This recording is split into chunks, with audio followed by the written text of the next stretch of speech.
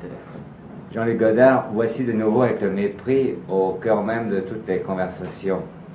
Pour quelqu'un dont la discrétion est plutôt la règle, cela peut paraître curieux. Quel effet est-ce que ça vous fait, tout ce bruit autour de vous?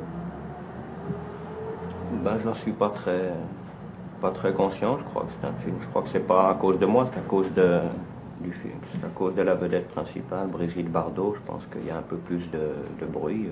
Enfin, tant mieux pour le film si ça peut l'aider. Et si tout d'un coup on ne parlait plus du tout de vous, quelle impression que ça vous ferait? Ah, ça me serait complètement égal, pourvu que les gens aillent voir les films que je fais, c'est ce qui est important. Qu'est-ce que vous pensez de la critique? Ben, beaucoup plus de bien que n'en pensent les gens. Je crois que c'est du fait que j'ai été un ancien critique autrefois et que j'ai dit énormément de mal et j'ai été très cruel et très méchant avec beaucoup de personnes et que je n'ai pas changé d'opinion à ce propos-là. Mais enfin, quand je vois des mauvaises critiques, enfin, ce qui m'intéresse, c'est qu'on parle des choses, qu'elles soient bonnes ou mauvaises, ça m'est égal. Mais quand une critique est mauvaise à votre propos, est-ce que vous avez un la pincement trouver au juste cœur? ou injuste, mais pas, non, pas du tout. Pas du tout. Ça ne me touche pas. On peut proférer les pires insultes, même personnelles. Et les critiques, justement, moi je comprends très bien ça, sont toujours personnelles en général. Je veux dire, quand ils pensent du mal de quelque chose, ils cherchent à faire du mal à la personne physique, je sais pas, en disant du mal de leur femme ou de leur coupe de costume ou de n'importe quoi. Je comprends ça très bien. Mais ça n'a pas d'importance parce que quand on est critique, c'est un mouvement d'humeur comme ça. Le lendemain, c'est passé, on pense à autre chose et il ne faut pas le... Est-ce que vous croyez qu'il peut exister une critique qui soit juste, par exemple? Qui soit juste, oui, mais enfin la critique n'est pas une création artistique, ce sera toujours inférieur. Et les trois quarts des critiques c'est un état de passage. C'est pour ça que les critiques sont toujours amères et tristes vis-à-vis de ceux qui louent, de ceux qui le décrivent. Enfin, vous, en somme, d'être devenu metteur en scène après avoir été critique, vous pensez que c'est plutôt un bel avancement? Oui, mais je pense que c'est bien d'avoir été critique, c'est une bonne formation. Mais est-ce que ça ne risque pas de stériliser l'imagination? Non, parce que moi, ça m'a fait tout aimer. Ça m'a appris à ne pas être sectaire, à ne pas refuser, je sais pas, Renoir au nom de Billy Wilder ou des choses comme ça. Je les aime bien tous les deux, même s'ils sont très opposés. Est-ce que vous connaissez un critique qui a eu totalement raison à votre sujet? Non, mais je ne lis pas tout ce qui paraît non plus à mon sujet. Mais d'une manière générale, si on dit du bien de vous, est-ce que vous en éprouvez du plaisir? Ah oui, beaucoup. C'est vrai? Vous êtes sensible à ça? Quelle que soit la personne qui dise du bien de vous? Évidemment. Ben, la seule fois où j'ai été un peu triste, c'est quand Louis Chauvet du Figaro a dit du bien d'un de mes films, parce que je me suis dit, il est moins bien que les autres si Chauvet en dit du bien. L'honnêteté d'un critique, ça se voit à quoi?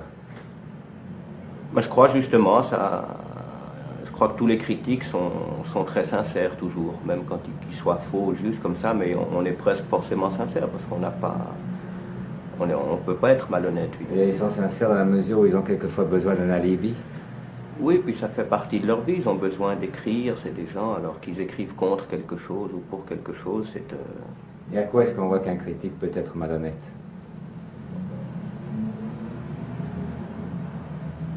Moi, je trouve qu'ils sont rarement malhonnêtes. Peut-être s'il est payé pour dire du bien de quelque chose quand il en pense du mal ou le contraire. Ça existe, ça? Il y en a un à Paris, oui.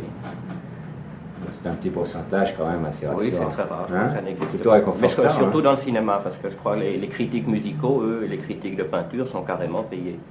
Dans Le Mépris, cette fameuse scène où Mademoiselle Bardot se dénude complaisamment, est-ce que finalement elle vous a été imposée ou pas? Pas complaisamment, non, avec beaucoup de tact, je trouve, au contraire. Mais est-ce que vous a été imposée cette scène ou pas? Ah, c'est-à-dire, je l'avais pas tournée au début, et puis les producteurs américains m'ont dit c'est très beau, mais c'est pas commercial. Alors on voudrait une scène au début du film où Bardot et Piccoli sont tout nus dans un lit en train de s'aimer. On voudrait la même chose au milieu et on voudrait la même chose à la fin. Alors je dis à la fin, c'est pas possible. Au milieu, c'est pas possible puisqu'ils s'aiment plus. Ceci dit, je peux vous le faire d'une autre façon qui vous plaira quand même. Et au début, bon d'accord, mais je peux vous la faire d'une certaine façon seulement. Est-ce que vous êtes d'accord? Oui, alors je l'ai fait comme ça. Enfin, vous ne l'aviez pas prévu au départ. Je l'ai prévue mais enlevée, parce que je trouvais qu'elle était inutile. Je la trouve toujours inutile, mais... Enfin, inutile par rapport au... Ça n'apporte rien de plus à l'histoire, si vous voulez. Mais je croyais que vous faisiez que ce que vous vouliez. Oui, mais ça, je le veux. Moi, je le trouve très bien. Maintenant, je ne l'enlèverai pas. Si on me demandait de l'enlever, je voudrais l'enlever. À un moment, il avait été question de l'enlever pour la censure, et ça, pour rien au monde. Oui. Mais Brigitte Bardot, par exemple, elle l'a accepté facilement? Brigitte, elle avait accepté de faire ce film. Elle a fait ce que je lui ai demandé. Parce que dans le fond, maintenant, elle peut vraiment faire ce qu'elle veut. Elle n'est plus obligée de se montrer dans une certaine tenue. Les producteurs sont déjà très contents, rien que de la voir. Même habillée, elle vaut de l'or. Alors si elle l'a fait, cela veut dire quoi? Que ça lui plaît de se montrer ainsi? Ou qu'il la connaissait bien? Ça, je ne saurais vous dire, mais enfin, c'est un personnage. Et puis Brigitte Bardot, c'était dans ce film, c'était bien de la montrer au départ. Je veux dire, il ne faut pas tricher du moment qu'on la déshabille un peu, autant la déshabiller totalement, ou bien pas du tout. Moi, ce que je ne comprends pas, c'est qu'elle accepte encore de faire ça alors qu'elle n'en a plus besoin. Oui, moi, ce n'est pas une question d'accepter ou de ne pas accepter comme une jeune fille, c'est pas du tout érotique, c'est-à-dire accepter de se déshabiller ou pas déshabiller. C'est comme si vous disiez Praxitèle, quand il sculptait Vénus nue, est-ce que Vénus acceptait de se déshabiller? On est d'accord, enfin je ne veux pas être plus prude que je ne suis, mais je crois que c'est quand même une assez fausse raison, parce que des gens qui voudraient voir Mlle Bardot déshabillée dans un film d'un mauvais metteur en scène ou d'un metteur en scène vulgaire n'osent pas y aller, et vous leur donnez bonne conscience, parce que par-ci marché, vous leur donnez tant mieux, ça. parce qu'ils ont bien raison. S'ils la trouvent jolie, moi aussi, il n'y a pas de... Certains de vos films ont été des échecs. Comment est-ce que vous ressentez les échecs? Il y a un de mes films en particulier, Les Carabiniers, qui n'a même pas été un échec, qui n'a rien été du tout. Oui. Est-ce que vous y attendiez? Non, pas du tout. Moi, je trouvais même le sujet un peu trop putain, si vous me passez l'expression.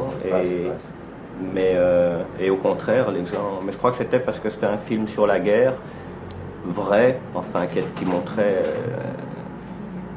Et les gens n'ont pas supporté, ils avaient d'autres choses à faire aujourd'hui, ils ont envie d'aller sur les plages, à la campagne, comme ça, ils n'ont qu'une envie de voir la guerre, ou alors ils veulent bien la voir, comme dans le jour le plus long, là, ils sont très fiers, ils ont l'impression qu'ils ont fait le débarquement, qu'ils ont battu 15 millions d'Allemands et qu'ils sont entrés à Berlin, alors ça, ils sont ravis. Et quelle était votre attitude quand vous avez vu, par exemple, qu'il n'y avait pas grand monde dans les salles? Ah ben ça, moi ça m'a beaucoup atteint là personnellement, parce que je me suis dit c'est une erreur complète puisque j'ai voulu apprendre quelque chose aux gens en les intéressant sous forme de spectacle et que non seulement les gens n'ont pas voulu, ça ne les a pas intéressés, mais qu'ils se sont méfiés, qu'ils ne sont même pas entrés dans la salle. Moi je dis toujours, le rêve de la nouvelle vague, quand on était critique et qu'on a commencé à faire du cinéma, enfin mon rêve à moi personnellement, c'était de tourner un film, et c'est toujours mon rêve, c'est de tourner un film de 5 millions de dollars sur le grand plateau de la MGM à Hollywood. Bon, c'est un rêve que je ne ferai jamais. C'est Verneuil en ce moment. Simplement, lui tournera sur le petit plateau de la MGM parce que le grand plateau n'existe plus. Ouais. Est-ce que le cinéma peut être un métier pur? Ah, je crois, il est fait tellement de compromis que forcément on retrouve la pureté à la fin. Au moment où de jeunes cinéastes comme François Reichenbach et Louis Malle abordent la télévision, que pensez-vous, vous, de la télévision?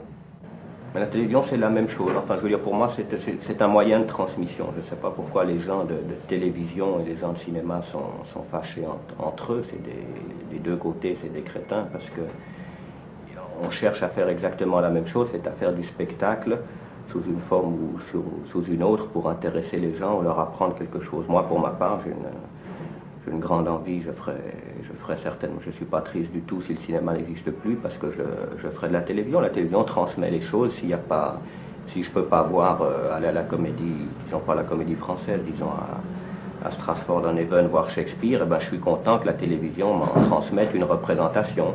J'aimerais mieux le voir sur un vrai écran, bien éclairé, bien joué, mieux fait qu'à la télévision. Ceci dit, je suis content que la télévision soit là pour me transmettre.